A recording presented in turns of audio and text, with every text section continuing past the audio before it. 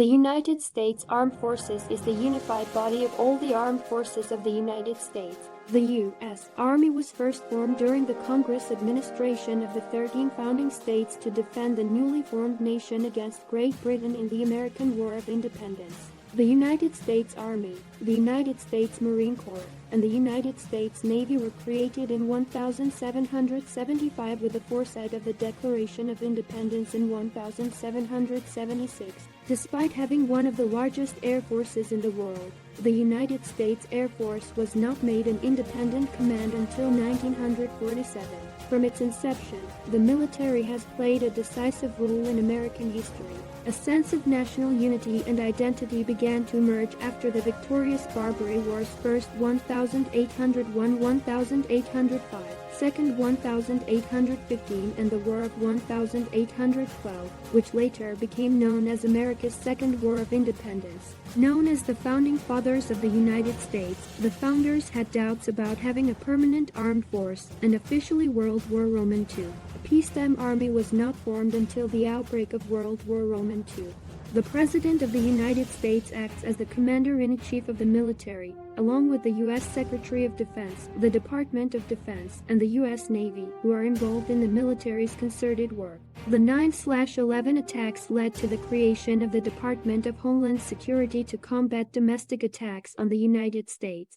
The Army consists of approximately 3 million people, half of whom are on active duty and the other half are reserve. Since the Army can obtain its manpower from a large pool of volunteers, it does not need conscription. With the large fleet of C-5 Galaxy, C-17 Globemaster Roman III and C-130 Hercules transport aircraft, the majority of the personnel, whose intensive protection capabilities are used effectively, are in the Army's logistics units. A powerful airlift tanker fleet provides the necessary fuel. The 11 aircraft carriers of the Army, together with the other Navy elements, provide the USA with the opportunity to operate around the world.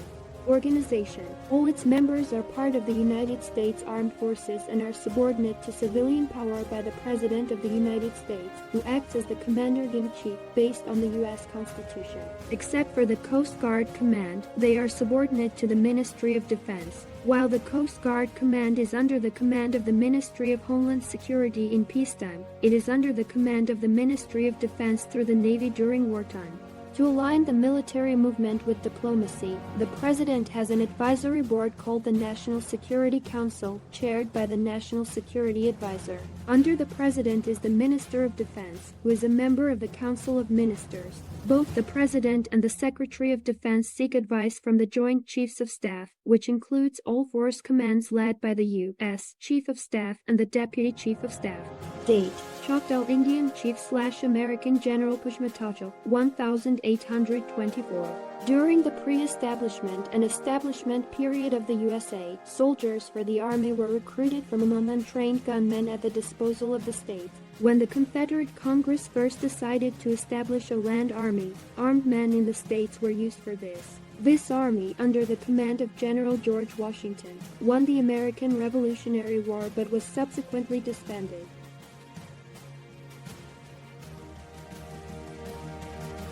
However, it soon became clear that a regular land and naval force was needed.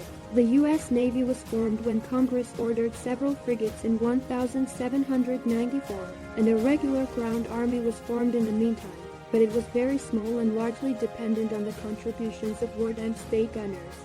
From the beginning of the nationalization to the American Civil War, the American Armed Forces fought and won against the Algerian Barbary pirates, who were attached to the Ottoman state on paper. He fought against the British in the War of 1812, which ended the status quo and captured most of the Mexican southwestern lands in the Mexican-American War.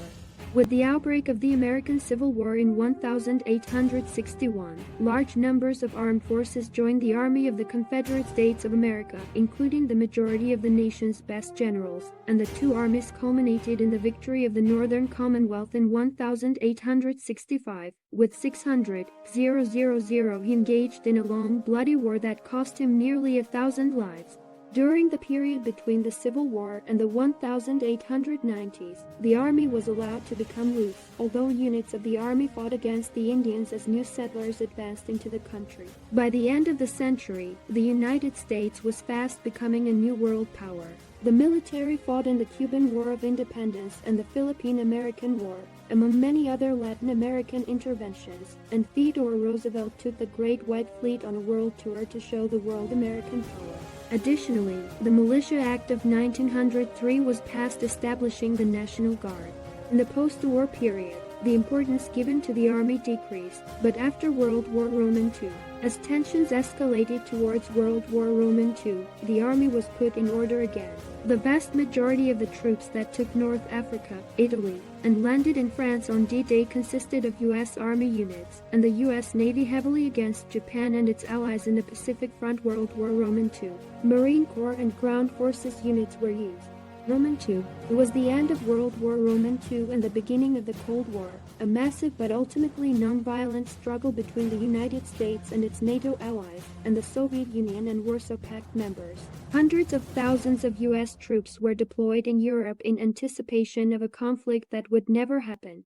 However, U.S. forces participated in the Vietnam War and Korean War battles. The war between the U.S. and UN forces acting together with South Korea against North Korea and China, who fought against South Korea in the Korean War, resulted in the status quo ante.